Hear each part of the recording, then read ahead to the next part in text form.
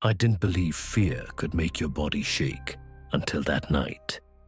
It started as a normal night and ended with me running barefoot through the snow. I was staying in a cabin that belonged to a friend's uncle for Christmas.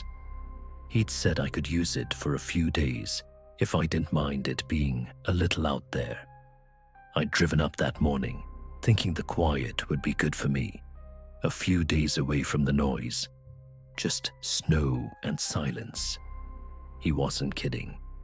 No signal, no neighbors, just a dirt track that wound up into the hills and disappeared under the snow.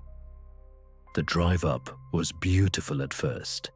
Pine forests, hills glazed in white, the kind of postcard winter people dream about. The last 20 minutes were different. The road narrowed until the trees pressed right against the car. When I finally saw the cabin, it was just a square of dark wood. Inside was simple: a bed, a small kitchen, a fireplace, and one dim bulb that hummed when it was on. There was no phone signal.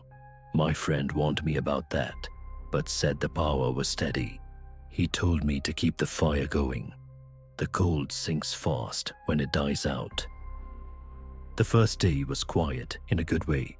I made coffee, read, listened to the wood pop in the stove. Outside, the snow kept falling, slow and steady. By evening, the road had disappeared under it. The second night, I cooked pasta, drank a beer, and sat by the window, watching flakes drift in the porch light. Everything looked clean and still. I remember thinking this was the first time in months. My head wasn't buzzing. The third night, Christmas Eve, I went to bed early. The fire was low, glowing red through the grate. Sometime after midnight, I woke up all at once. No sound, no dream, just my heart racing like I'd been startled. The cabin was pitch black. For a second, I thought the power had gone, but the light bulbs still hummed faintly. Then I heard it. A crunch outside. Slow. Heavy. Then another. And then silence. I held still, listening so hard my ears rang. Another crunch, closer, circling toward the porch. I whispered, "It's just a deer." I wanted to believe it. The steps stopped right under the front window. The wall between us felt paper thin. Then something brushed the siding. A long scrape, metal on wood. My stomach dropped. The back of my neck prickled. I sat there clutching the blanket, every breath shallow. When nothing else happened, I eased out of bed and grabbed my phone. No service. I switched on the flashlight and walked toward the front window. The beam caught frost on the glass. And a shape, just for a second, standing beyond it. Broad shoulders, maybe a coat, hard to tell through the ice. The light flickered.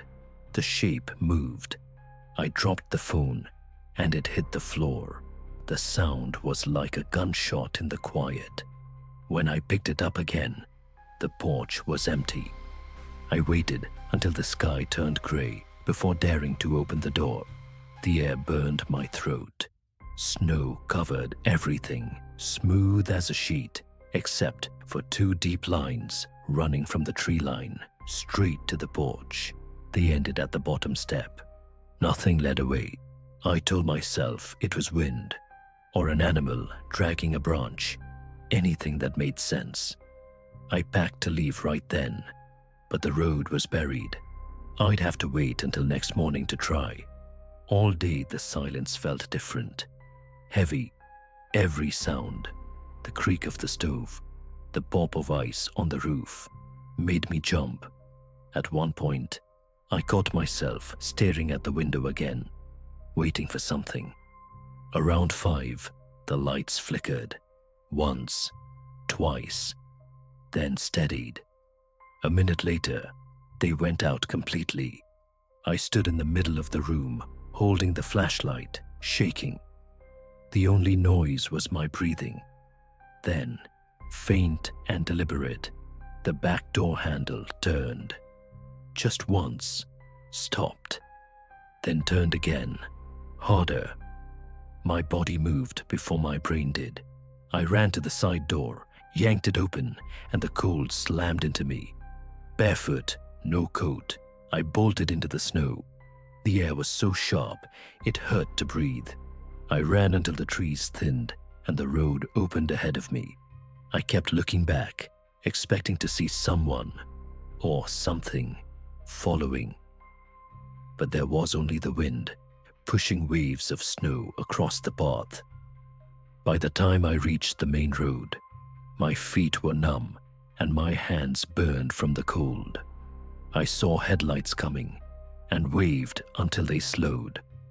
The driver, an older man in a flannel jacket, rolled down the window and stared at me. "You came from the Weber cabin?" he asked.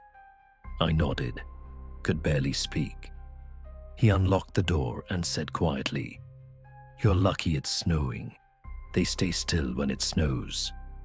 I climbed in without a word. The heater blasted hot air that made my skin sting. We didn't talk on the way to town. At the diner, he dropped me off with a thermos of coffee and told me to keep moving my toes. When I turned to thank him, he was already driving back the way we'd come. The next day, I called my friend. He sounded half asleep. I told him something had been outside the cabin. He paused for a long time before saying, "That's impossible." I started to tell him about the lights, about the sound on the wall, but he interrupted. "Don't go back, just don't." Then he hung up. I never went back to that cabin, didn't even try to. But sometimes, when it snows heavy and everything goes quiet, I still hear that scrape in my head. The sound of metal on wood moving slowly around the walls. And every winter, when the snow piles up outside my apartment and the lights flicker for a second, I can feel my whole body freeze like it did that night. It's automatic, like some part of me is still up there, standing in that silence, listening to something move just outside the wall. And no matter how many winters pass, that sound never really stops. Thanks for watching. No sleep tonight. And if you enjoyed the video, don't forget to like, share, and subscribe. It truly helps this channel grow and keep these horrors coming. I'll see you in the next video. And until then, sleep well.